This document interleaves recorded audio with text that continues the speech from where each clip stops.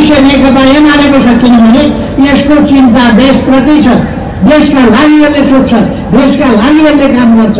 मात्रै होइन, हरेक ठाउँमा, हरेक जिल्लामा, हरेक पालिकामा अस्पताल पुगेनन् कि, बाटाहरू बनेनन् कि, सदरमुकाम जोड्ने बाटाहरू बनिन् कि, पालिकाका सदरमुकाम जोड्ने पक्की बाटाहरूको अभियान चलाइएन कि, एकैपल्ट 210वटा बाटा शिलान्यास गरेर अगाडि बढाइए, 394 हस्पिटलहरू शिलान्यास गरेर अगाडि बढाइए। यीमध्ये धेरै हस्पिटल अहिले तयार भएर राम्ररी सञ्चालनमा आएका छन्। एउटाको प्रमुख हस्पिटल पनि राम्रोसँग बनेर तयारी अवस्थामा अहिले करिब 1400 बिरामीहरू हरेक दिन दिनको सेवा यस हस्पिटलले दिइरहेको छ। म के आग्रह गर्न चाहन्छु भने बीचमा त्यो क्रम अलिकति रोकिएको थियो, त्यस रोकिएको क्रमलाई अब फेरि अगाडि बढाउनका लागि अहिले नेपाली कङ्ग्रेस र नेकपा एमाले जस्ता ठुला देशका प्रमुख पार्टीहरू, इतिहासमा योगदान गरेका पार्टीहरू अचानक उम्रिएर भागभक्कु लगाएर हिँडेका होइनन्। इतिहास बोकेका पार्टीहरू दुईटा मिलेर देशमा स्थिरता र स्थायित्व ल्याउने अठोटका साथ, स्थिरता र स्थायित्वका साथ अगाडि बढ्ने अठोटका साथ अगाडि बढेका छन्। र अब देशमा स्थितिमा सुधार आउँछ। तपाईँहरूलाई कसैले भनेको हुन सक्दछ, मैले देखेँ यही दमकमै पनि नयाँ भनेको नयाँको देखियो हालत, नयाँको हालत कोही बैंक मारा, कोही साहु मारा, कोही सहकारी मारा, कोही ठग, अनेक प्रकारका देखियो। अनि हल्ला, ठुला कुरा गर्ने, हल्ला गर्ने, यथार्थ लुकाउने, कुप्रचार गर्ने, जथाभावी बोल्ने, छाडा हाँस्ने बोल्ने, अनि देश बनाउँछु भनेर धाक लगाउने, यस्ता कुराहरूमा कुनै पनि अल्मलमा नपर्न म दाजुभाइ दिदीबहिनीहरूलाई भन्न चाहन्छु। यिनको असली अनुहार अस्ति 15 गति देखियो, यिनको हुन् कस्ता हुन्, यिनले के गर्छन् भनेर। त्यसो भए अब एउटा स्थिरता र स्थायित्वतर्फ देश अगाडि बढेको छ।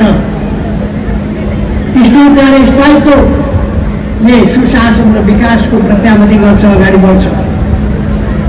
अब बाँकी बाटाहरू जो बन्न रोकिएका थिए ती बाटाहरू बन्छन्, बाँकी आयोजनाहरू अगाडि बढ्छन् र देशभरि नै, यस जिल्लामा पनि र यस क्षेत्रमा पनि, यस पालिकामा पनि हामी नयाँ ढङ्गका साथ अगाडि बढ्छौँ।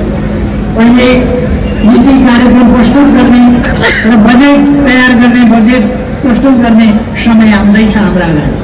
त्यति बेला हामी उपयुक्त नीति कार्यक्रम, देशलाई अगाडि बढाउनका लागि नयाँ ढङ्गले नीति कार्यक्रमका साथ अगाडि बढ्ने, देशको अहिलेको आवश्यकता अनुसारका नीति र कार्यक्रमहरू लिएर अगाडि बढ्ने, त्यो नीति कार्यक्रमका आधारमा बजेटका सिद्धान्त र प्राथमिकताहरू तोक्ने र बजेट जारी गर्दा किसानको काम कसरी गर्ने, सुदूरवासी समस्या कसरी समाधान गर्ने लगायतका कुराहरू नीति कार्यक्रम र बजेटले तय गर्नेछ। हामीले यस बीचमा 6वटा अध्यादेश जारी गर्यौँ। ती 6वटा अध्यादेशहरू मध्ये एउटा भूमि सम्बन्धी अध्यादेश जारी गर्नलाई केही व्यवधान संसदमा विरोधीहरूले गरे। यस व्यवधानलाई हामीले केही अर्थमा सम्मान गर्यौँ, सहमतिका साथ पनि जाउँ, तर विपक्षीले फेरि पनि साथ दिएन। 5वटा विधेयक हामी संसदबाट पारित गर्यौँ। अध्यादेशहरू अगाडि बढेका छन्। अब देशमा उद्योग धन्दा स्थापना हुने, औद्योगिक वातावरण, उद्योगका लागि अनुकूल वातावरण त्यो बन्ने अवस्था बनेको छ। निजी क्षेत्र उत्साहित छ, लगानीकर्ता उत्साहित छन्, बाहिरबाट लगानी पनि आउने अवस्था छ। त्यसै गरेर अहिले आर्थिक अवस्थाका सूचकहरू, वैदेशिक मुद्राको सञ्चिति राम्रो बनेको छ, जस्तो घाटामा गइरहेको स्थितिलाई रोकिएको छ, राजस्व उठ्दै नउठ्ने स्थितिबाट उठ्ने अवस्थातर्फ फर्काइएको छ। र अब माइनस हुने घाटातिर जाने स्थितिलाई रोकेर अब देशलाई घाटाबाट अलिकति जोगाउने तर्फ फर्काइएको छ। यस कुरालाई अगाडि बढाइनेछ। सुकुम्बासी भूमिहीनहरूका समस्या, भूमिका समस्या, यिनीहरूलाई समाधान गर्न आउँदो अधिवेशनमा सुरुमै कानुन ल्याइनेछ र अधिवेशनको धेरै 20 अगाडि नै हामीले त्यसलाई पारित गर्नेछौँ र भूमि समस्याको समाधान यसपल्ट गर्ने अठोटका साथ हामी अगाडि बढेका छौँ। मैले त्यसमा धेरै केही भन्नु पर्दैन। यहाँका समस्याहरू, यस ठाउँका समस्याहरू, यहाँका विकासका आकांक्षाहरू मैले बुझेको छु र यहाँ यो क्षेत्रमा अहिलेसम्म रहेको गरिबी, अहिलेसम्म रहेको 11% गरिबी, निरपेक्ष गरिबीका रेखामुनि यस क्षेत्रका, यस प्रदेशका जनता 11% जनता निरपेक्ष गरिबीको रेखामुनि। यस स्थितिबाट करिब 5 वर्षमा यस क्षेत्रबाट निरपेक्ष गरिबीको रेखामुनिको सङ्ख्यालाई 0 भन्ने अथवा अत्यन्त न्यून गर्ने यस हिसाबले हामी अगाडि बढ्दैछौँ। यस क्षेत्रमा उद्योग धन्दाहरूको स्थापना, व्यापारको कारोबारमा वृद्धि, कृषिको आधुनिकीकरण जस्ता कुराहरूलाई अगाडि बढाउने सन्दर्भमा र म आग्रह गर्न चाहन्छु झापाली जनतालाई, कृषिको आधुनिकीकरण, व्यावसायिकीकरण गर्नुहोस्, मसिनीकरण गर्नुहोस्। त्यसो गर्दा वैयक्तिक एउटा परिवारलाई उत्पादनको युनिट मानेर अब उत्पादकत्व बढ्नेवाला छैन।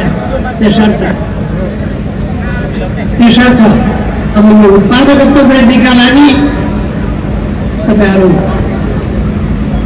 नयाँ ढङ्गले कृषिलाई लिएर जानुहोस्, समूहहरू बनाउनुहोस्, सहकारी निर्माण गर्नुहोस्, सहकारी नभए सामूहिक खेतीमा जानुहोस् र आधुनिक खेती गर्नुहोस्।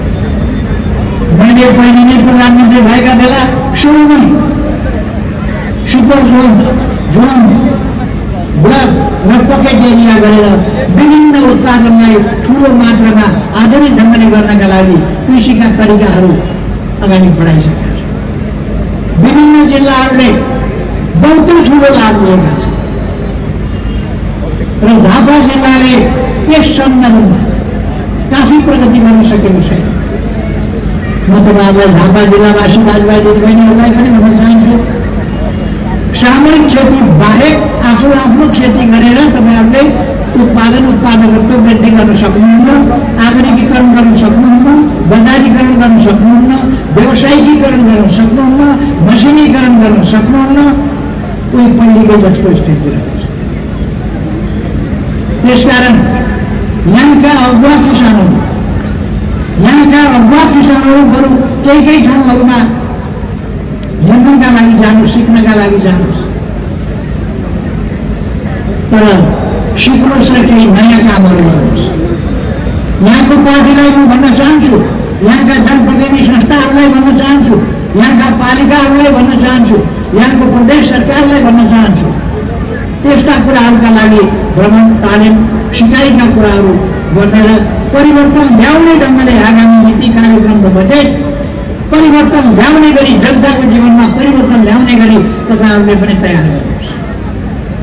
केन्द्रले तयार गर्छ र तपाईँहरूले यसरी तयार गर्दा केन्द्र सरकारले तपाईँलाई सहयोग पुर्याउनेछ। म आग्रह गर्न चाहन्छु, अब नयाँ ढङ्गले नचलिकन नयाँ परिस्थिति निर्माण हुँदैन। नयाँ तरिका अवलम्बन नगरिकन आर्थिक अवस्थामा परिवर्तन आउँदैन। बढ्दो जनसङ्ख्या, बढ्दो शिक्षित जनसङ्ख्या, यसलाई हामीले ध्यान दियौँ। अहिले अचम्मको कुरा के छ भने यत्रो विकास भएको छ, 240 वर्षमा विकासको सिन गर्न चाहने निरङ्कुश राजतन्त्र हुँदा विकास केही पनि भएन। विकासको सिनको नभाच्नेहरू अहिले यत्रो विकास भएका ठाउँमा केही पनि भएन। अब तपाईँहरू मलाई साथ दिनुहोस्, मै आउँछु भन्न लाग्दैन।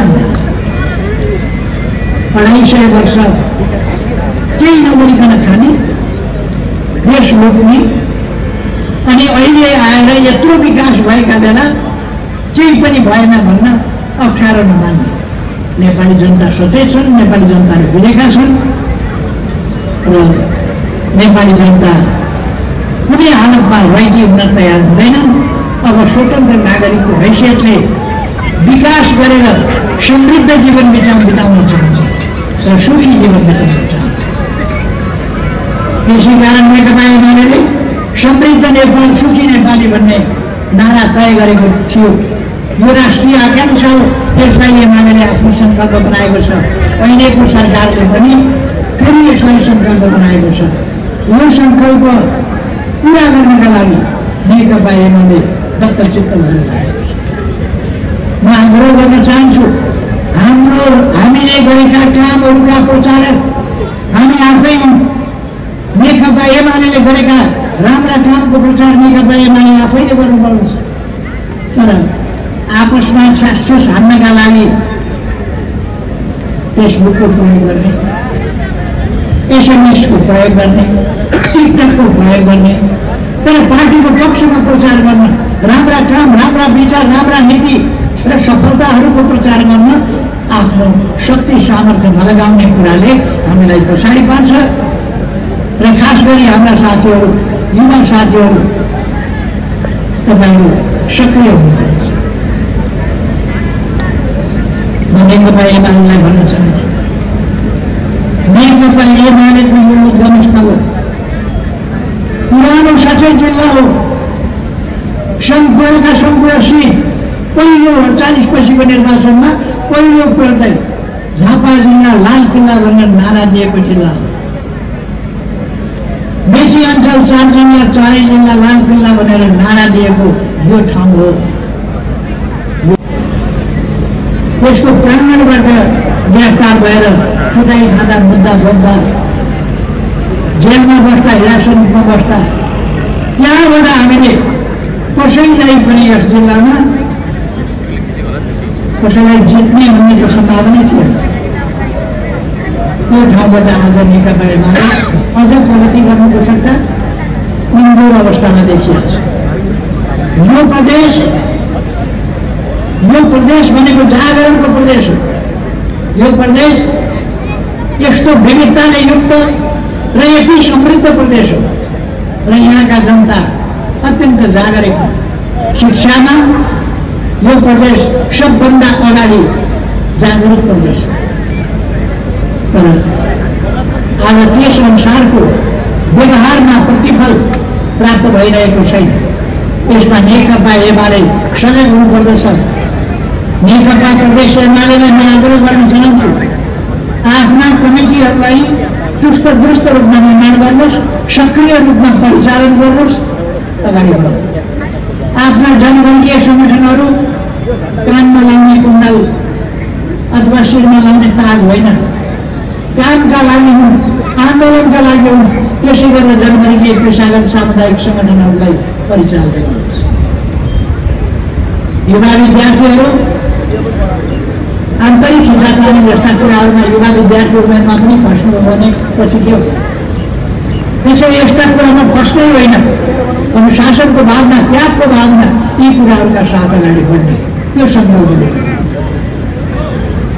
युवा विद्यार्थीहरू त्यसरी अगाडि बढ्नुहोस् न, तपाईँहरूलाई हार्दिक आग्रह गरेको छ।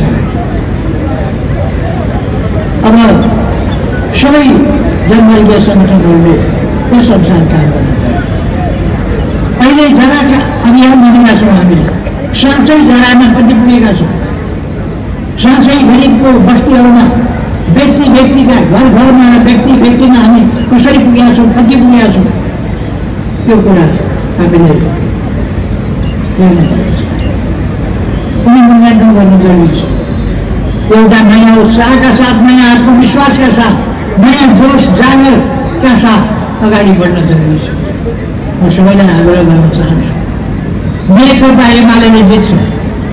कस्तो परिस्थिति थियो, एमालेलाई सिद्ध्याइदिन्छु, दिउँसै टर्च बालेर खोजे पनि एमाले भेटिने छैन। कति जोड गरे, केपी ओली बिनाको एमाले, एमाले बिनाको नेपाल भन्ने नारा लगाए। कत्रा सपना तिनका, कस्ता कस्ता देशद्रोही सपनाहरू तिनले देखे। तर नेकपा एमाले यस देशमा छ, सिद्ध्याउँछु भनेको एमाले अहिले पनि सबभन्दा लोकप्रिय सबभन्दा बढी मत प्राप्त गरेको पार्टी हो यस देशको।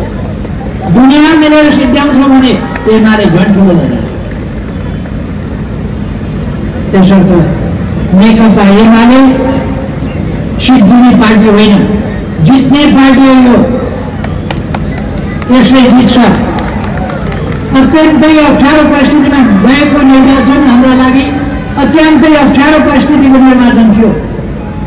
पार्टी एकपल्ट होइन दुईपल्ट फुटेको थियो, दुईपल्ट पार्टी फुटाए, सारा शक्ति एकतिर लागे, नेकपा एमाले एउटै एक्लै। हिजो मैले बुटौलमा बोल्दा भनेको थिएँ, अरू सबै कराजीको एउटा पल्लामा बसे, नेकपा एमाले यसो एउटा खुट्टो मात्रै एउटा पल्लामा राखेको थियो, एमाले भारी भयो। नेकपा एमाले त्यस्तो पार्टी हो। त्यसकारण यो कसैले झ्याङ्ग्रो छटाउँदैमा अथवा नाङ्गो छटाउँदैमा पर्सिएर भाग्ने होइन। भनाइ छ नेपालीमा, नाङ्गो छटाएर हात्ती पर्सिँदैन। नेकपा एमाले सानातिना हुरी बतासँग लडेर आएको, घाम पानीसँग भिडेर आएको, दमन चक्रहरूसँग भिडेर आएको यस्तो पार्टी हो। कुनै माया दयाले, कसैका मायाले कृपाले किस्तीमा सजाएर सफलता दिएको पार्टी होइन, बलिदानपूर्ण सङ्घर्ष गरेर सफलता खोसेर लिएको पार्टी फेरि पनि हो। त्यसै गरी अगाडि बढ्न सक्छ र बढ्नेछ। भविष्य नेकपा एमालेको छ, किनभने यसको चिन्ता देशप्रति छ, देशका लागि यसले सोच्छ, देशका लागि यसले काम गर्छ। त्यसकारण नेकपा एमाले जनतामा आधारित छ। देशको भविष्य एमाले सफल भयो देश सफल हुन्छ, एमाले असफल हुँदा देश असफल हुन्छ। एमालेको बहुमत दबाएर देशको हामीले हालत देख्यौँ। एमालेसँग बहुमत थियो, उस्काइदिए, बिगारिदिए, भत्काइदिए, आफ्नैले भत्काए, घुसपैठिया तत्त्वहरूले भत्काए, महत्त्वाकांक्षी तत्त्वहरूले भत्काए र उनीहरूले लिडरसिपको आलोचना गर्ने, नीतिको विरोध गर्ने, पार्टीको निन्दा गर्ने, सफलतालाई छोपछाप गर्ने, नकली असफलताहरू देखाएर पार्टीलाई बदनाम गर्ने कामहरू गरे। ती यथार्थ होइन। नेकपा एमाले एउटा सही बाटोमा दृढताका साथ अगाडि बढेको छ र बढ्नेछ।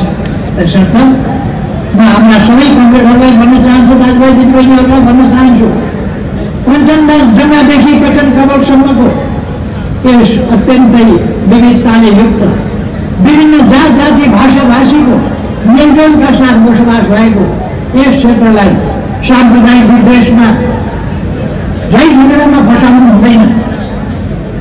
हाम्रो विभिन्न जात जातिमा छौँ हामी, विभिन्न भाषा भाषीहरू छौँ हामी, विभिन्न भूगोलमा बस्छौँ हामी, विभिन्न पेसा व्यवसाय गर्छौँ हामी, तर हामी सामाजिक न्याय र समानताको पक्षमा छौँ। त्यसलाई प्रत्याभूत गर्दै त्यसमा आधारित सामाजिक सद्भाव कायम गर्दै राष्ट्रिय एकता, हाम्रो मूल मन्त्र राष्ट्रिय एकता हो, सामाजिक सद्भाव हो र सामाजिक न्याय र समानता। सामाजिक न्याय र समानताको बाटोबाट, सामाजिक सद्भावको मार्गबाट राष्ट्रिय एकता कायम गर्दै देशमा सकारात्मक परिवर्तन गरेर समृद्ध नेपाल, सुखी नेपाली बनाउने हाम्रो आकांक्षा हो, राष्ट्रिय आकांक्षा। त्यसलाई सफल पार्ने। त्यसकारण म साथीहरूसँग आग्रह गर्न चाहन्छु, म आत्मविश्वासका साथ अगाडि बढ्नुहोस्।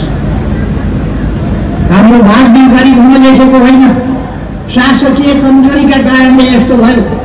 3 वर्षभित्र अरूले 20 वर्षमा गर्न नसकेका काम, अरूले 10 वर्षमा गर्न सक्दै नसकेका काम हामीले 3 वर्षभित्र गरेर देखायौँ। दुईटा नयाँ राजमार्ग, हुलाकी राजमार्ग मेचीदेखि महाकालीसम्म खट्टाको कुरा हो, 3 वर्षभित्र तयार गर्नु। मदन भण्डारी राजमार्ग ख्याल हो, 3 वर्षमा तयार गर्नु। पुष्पलाल मध्य पहाडी राजमार्ग, त्यसको रेखाङ्कन मात्रै थियो, त्यसलाई पिच गरेर अगाडि बढाइएको छ। पुलहरू थुप्रो ठाउँमा बनेका छन्। हामी गत वर्ष त्यही बाटोबाट झुलाघाटदेखि पाथरको चिवा भन्ज्याङसम्म, बैतडीको झुलाघाटबाट महाकालीको किनारबाट भारतको सिमानासम्म त्यही बाटोबाट मध्य पहाडी राजमार्ग पुष्पलाल राजमार्ग हुँदै यात्रा गऱ्यौँ। हामी अब यो वैशाख 11 गते, आउँदो वैशाख 11 गते काठमाडौँमा एउटा युवा महोत्सव गर्दैछौँ। काठमाडौँमा युवा महोत्सव गर्दैछौँ र म युवाहरूलाई आग्रह गर्न चाहन्छु, पार्टीलाई आग्रह गर्न चाहन्छु, अरू सङ्गठनहरू जनमूल्य सङ्गठनहरूलाई आग्रह गर्न चाहन्छु, खास गरी 40 वर्ष मुनिका युवाहरू वैशाख 11 गते काठमाडौँ जाउँ, युवा उत्सव मनाउँ, विजय दिवस मनाउँ। वैशाख 11 गते राजतन्त्रलाई हुन टेकाएर जनताले जितेको दिन हो। विघटित संसद, राजाले विघटन गरेको संसद जनताले पुनर्स्थापना गराएको दिन हो। जनताका अधिकार जनताले सुम्पिए भनेर राजाले आफ्नै मुखले घोषणा गरेको अधिकार फिर्ता गरेको दिन हो। त्यसो भएर त्यसलाई विजय उत्सवको रूपमा, विजय दिवसको रूपमा वैशाख 11 गतेलाई मनाउँ।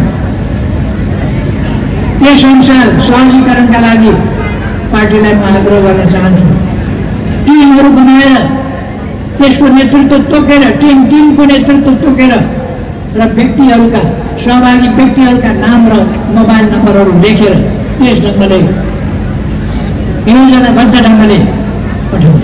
यसको अर्थ 40 कटेकाले जान नपाइने भन्ने होइन, 40 कटेका पनि जान पाइन्छ, जान पाउनुपर्छ, जानै पर्छ। तर म सबैलाई आग्रह गर्न चाहन्छु, आउनुहोस् वैशाख 11। तर युवाहरू चाहिँ कसैले पनि अल्छी गर्नु भएन।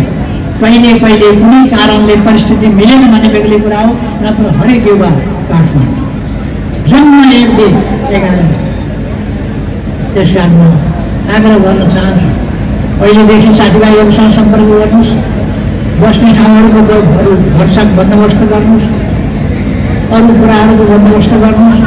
तर 1 दिवसीय युवाहरू ल्याउनुहोस्, त्यो म आग्रह गर्न चाहन्छु। यो युवा महोत्सव अर्को ढङ्गले भन्ने हो भने नेकपा एमालेको साथमा युवा छैन, युवा सिद्धि एमालेबाट भन्नेहरूलाई जमुख पनि। अर्को चुनौती के हो भने अरू कसैले त्यति युवा जम्मा गरेर देखाओस्, त्यो चुनौती हो। उसँग युवा प्रदेशन भन्ने कुरा तुलना गर्न। त्यसो भएर म आग्रह गर्न चाहन्छु सबै साथीहरूमा स्फूर्ति आओस्। हामी युवा मैले कमसेकम कोशी अञ्चल र मेची अञ्चलका सबै जिल्ला 3 पल्ट पैदल घुमेको थिएँ। 3 पल्ट कमसेकम। धेरै लामो समय थिएन। म 21 वर्ष पुरा भएर 22 वर्षको चल्दै गर्दा गिरफ्तार भइहालेँ। त्यसभन्दा अगाडि यो झापा जिल्लामा 47वटा गाउँ पञ्चायत थिए। त्यस बेला 47वटा गाउँ पञ्चायतमा म घुमेको थिएँ। सबै जिल्ला पैदल घुमेको थिएँ। त्यस बेला बस चलेको थिएन। यो हाइवे बल्ल बन्न सुरु गर्दै थियो। 24 सालबाट यो बन्न थाल्यो। 29 सालबाट यो रतुवाको पुल चलेको। त्यसभन्दा अगाडि पानीबाट चल्यो। त्यो खालको स्थिति। बनकाईको पुल योभन्दा अलिकति अगाडि चल्यो, तर पनि चलिसकेको थियो। 28 साल 29 सालमा बल्ल चल्यो। 27 सालमा म मधुबल्लाबाट पैदल हिँडेर काँकरभिट्टा गएँ। मधुबल्लाबाट यी सबै कुरा पैदल गरेको थिएँ। असार 14 गतेको दिन बाढी थियो। त्यो बाढीमा पौडी खेलेर चढेर म पुगेको थिएँ। अन्त एकै दिनमा म गएको थिएँ। यो उत्साह ती कुराहरू उमेरमा गर्न सकिने होइन म त्यसो। त्यसकारण युवाहरू आफ्नो सामर्थ्यलाई पूर्ण रूपमा प्रयोग गरेर सङ्घर्षको मैदान देशको परिवर्तनको मैदान हो। त्यसको अर्थ आफ्नो पेसा नहेर्नुहोस्, व्यवसाय नहेर्नुहोस्, भविष्य नहेर्नुहोस्, आफ्नो निम्ति काम नगर्नुहोस्, परिवारका निम्ति काम नगर्नुहोस् भनेको होइन। परिवारका निम्ति काम गर्नुहोस्, आफ्नो निम्ति काम गर्नुहोस्, तर देशका निम्ति पनि काम गर्नुहोस्। त्यो मात्रै मैले आग्रह गर्छु। अब म धेरै समय नलिउँ, साथीहरूलाई धेरै धेरै धन्यवाद भन्न चाहन्छु यो बहुत सुन्दर उपस्थितिका लागि र यस आयोजनाका लागि आयोजकहरूलाई धेरै धेरै धन्यवाद भन्न चाहन्छु।